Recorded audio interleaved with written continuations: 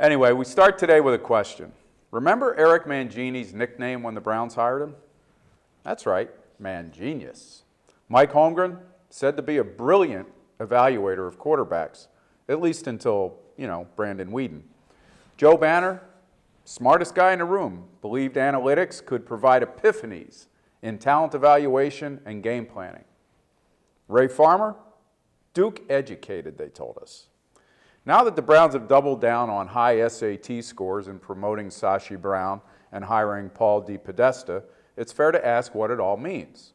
Even fairer to wonder how this structure and emphasis on analytics will play in head coaching interviews.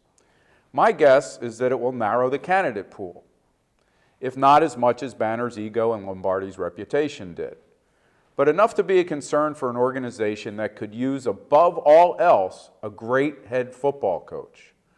Analytics is nothing particularly new. Banner commissioned a quarterback study that pointed to Teddy Bridgewater as the top choice. Doesn't mean it was right, but the pick of Johnny Manziel and the issues that have followed make the Browns look foolish on that front. So did other decisions, as our first commenter points out. If only it were that simple. The bigger fear is that Ray Farmer actually did use analytics to back up that opinion.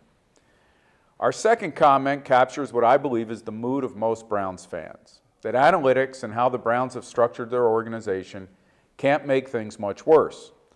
And I also happen to believe Jimmy Haslam agrees as he tries to reduce the margin of error for a team that has led the league in error since he bought it. The bigger question in this part of the organizational rebuild is if head coaching candidates agree with that assessment. Until the Browns put their football people in place, starting with the head coach, we really won't know how this thing is going to work. You could argue we might not really know until the next Browns team starts, let's say 0-6. What then? What if Haslam's football coach is telling him Brown and DePodesta are interfering? What if they're telling Haslam his football coach is ignoring significant input? Haslam has more invested right now in his front office than his next coach. So who will Haslam side with? Is that a worrisome question for a head football coaching candidate who already looks at the Browns and sees Haslam as trigger happy? I would think so. Can this work? It better. Or will the only bottom line change be the name of the coach and the date of his ticket out of town? Guys? We can talk all we want about coaches and whatnot, but I have open on my computer right now from MMQB a story about teams wanting to get bigger chunks and score on single plays. And the bottom line, guys, it comes down to, do you have a quarterback? Do you have guys that can go get the football? Hire any coach you want. You better get a quarterback and some receivers too. I just think a guy who's got other options, Mary Kay suggested that maybe Adam Gase would end up here. I just don't see it. Yeah. Not only isn't there a quarterback position settled here or weapons, but he doesn't have the benefit of knowing Sashi Brown and Paul DePodesta. Right. So all he can go by is hearing that they're easy guys to get along with. But when he really looks at it, he's going to say, how many layers of bureaucracy are? It might be more than that, better than that, right? But how many layers do I have to work through here to have the authority over a locker room and to do the kind of things I think are right? And with that, it may turn out that those guys are the greatest support system ever.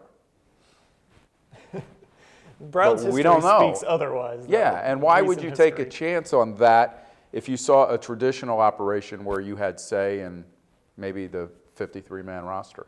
Right. I think the top candidates will probably get something close to that. Right, and I don't want to give a new head coach all of the power in the world or a new general manager all the power in the world, but as you said, Bud, you have to entice somebody to take this job. That's the position that you've put yourself in based on the decisions that you've made for the last couple of years. Your organization is not very enticing, so I would think that you would want to make it as enticing as possible, and it doesn't mean that this structure can't work, and it doesn't mean that I'm unhappy that the Browns actually came up with a vision, a vision where it seems like they're all on the same page. There are pros to this setup as well, but the cons, I think you're going to see when they're trying to find a new GM or whatever they're going to title the guy, and new head coach. And those two things in an organization are so vital to the success. And I don't know who would want this job based on the structure. Yeah, well, there was an interesting tweet after the Browns hired DePodesta. Someone said, if the Patriots made this hire, it would be lauded as brilliant. Because it's the Browns, you say, what are they doing with this? Like, yeah, So your reputation precedes you. Yeah, hello, there is this phrase in life called benefit of the doubt. Yeah. One team has earned the benefit of the doubt, and the other one hired Rob Chudzinski and Yeah. Mike Pettin.